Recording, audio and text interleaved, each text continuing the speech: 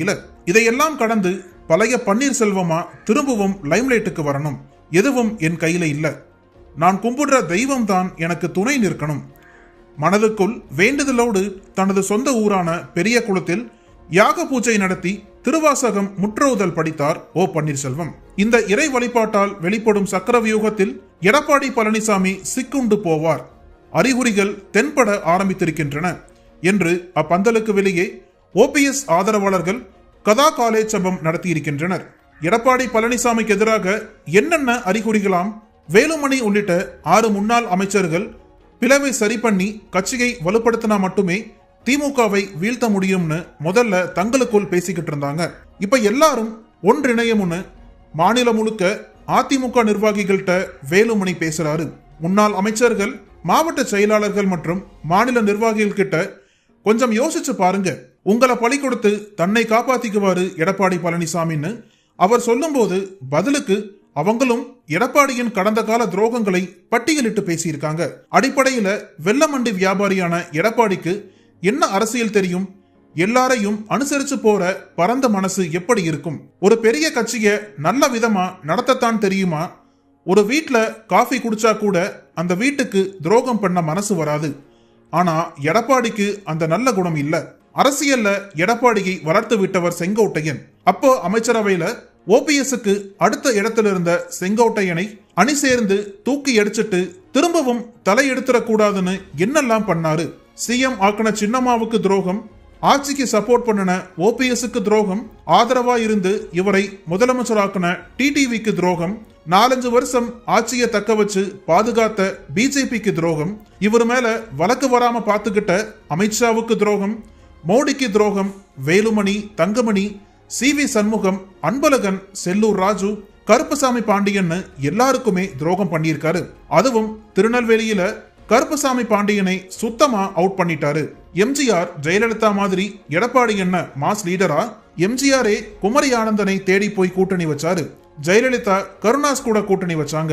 தேர்தல்ல ஒழுங்கா கூட்டணி வைக்க எடப்பாடிக்கு தெரியல. நல்லா பேசவும் வராது, கட்சியை நிர்வாகம் பண்ணவும் தெரியாது. ஆனா பெரிய தலைவரா தன்னை நினைச்சுக்கிட்டு கட்சியை அழிச்சுக்கிட்டு இருக்காரு. ஒற்றை தலைமை வேணும்னு எல்லாரையும் நம்ப வச்சு தலைமை பொறுப்புக்கு வந்ததும் இப்போ ஹிட்லர் கணக்கா சர்வாதிகாரம் பண்றாரு.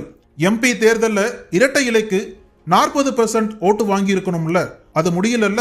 4-5 எம்பி சீட் கிடைச்சிருந்தா நிறைய மாவட்ட செயலாளர்களை மாத்தி இருப்பாரு. எலெக்ஷன் ரிசல்ட்ல ஒன்னும் இல்லாம போனதால அந்த பிளான் நடக்காம போயிருச்சு. அண்ணா எப்பேற்பட்ட தலைவர்! எம்ஜிஆர் கலைஞர்னு எல்லாரையும் அரவணைச்சு ஆட்சியை பிடிச்சாருல. தன்னை எதிர்த்தாலும் மன்னை நாராயணசாமி, அன்பில் தர்மலிங்கம், வீரபாண்டி ஆறுமுகம் மாதிரி 2ஆம் கட்ட தலைவர்களை கலைஞர் அனுசரிச்சுதான் போனாரு. ஒரு தடவை வைகோ கலைஞர்கிட்ட கோவிச்சுக்கிட்டு டமால்னு கதவை சாத்திட்டு போயிருக்காரு. அவரை கூப்பிடுங்கன்னு அப்பவே கலைஞர் சொல்லியிருக்காரு. ஸ்டாலினும் கட்சிக்குள்ள சத்தம் இல்லாம தன்னை எதிர்க்கிறவங்கள அனுசரிச்சுதான் போறாரு. ஒரு தலைவருக்கான குணம் எடப்பாடி கிட்ட சுத்தமா இல்ல. கட்சிக்காக, தொண்டனுக்காக என்ன தியாகம் பண்ணாரு? எடப்பாடி முகத்தை காட்டி மக்கள் கிட்ட ஓட்டு வாங்க முடியாது. இது கண்கூடா நடந்துருச்சு. தமிழ்நாடு முழுக்க இப்ப வரைக்கும் எடப்பாடி கிட்ட ஒட்டி இருக்கிறது 2-3 பேர் தான். அவங்களும் விசுவாசி கிடையாது. இதெல்லாம் தெரியாம நானும் தலைவர் தான் கற்பனை உலகத்துல ரவுண்ட் அடிக்கிறாரு. இதையெல்லாம் மாத்தணும். எடப்பாடியை தூக்கி எறியணும். பொதுக்குழுவுல எடப்பாடிக்கு சப்போர்ட் பண்ணினவங்களே இப்போ எதிரா இருக்காங்க. கொடநாடு கேஸ்ல எடப்பாடியோட அரசியல் வாழ்க்கையே முடிஞ்சிடும். கட்சிக்கு வெளியே அதிமுக தொண்டர்கள் உரிமை மீட்பு குழுன்னு நாம இயங்கிக்கிட்டு இருக்கோம். அங்கே கட்சிக்குள்ளேயே எடப்பாடிக்கு எதிராக போர்க்கொடி தூக்கிட்டு இருக்காங்க. எல்லாரும் ஒன்னா சேர்ந்து எடப்பாடியை விரட்டிட்டா கட்சிக்கு புத்துயிர் கிடைச்சிடும் என்றெல்லாம் சீரியஸாக பேசியிருக்கின்றனர். கண்ணு கெட்டிய தூரம் வரை எதிரிகளே இல்லை என்று பெருமை பேசிய அக்கட்சியில் தலைமைக்கே துரோக பட்டம் கட்டி எதிரான நிலை எடுத்து வருகின்றனர். 6 முதலமைச்சர்களுடனான அனுபவம் பகிர்கிறார் டைரக்டர் ரைட்டர் VC குகநாதன். உங்கள் நக்கீரன் இதழில் சினிமா கொட்டகை புதிய தொடர் வாங்கி படியுங்கள். நக்கீரன் டிவிக்கு சப்ஸ்கிரைப் செய்யுங்கள். உங்கள் ஆதரவே எங்கள் பலம்.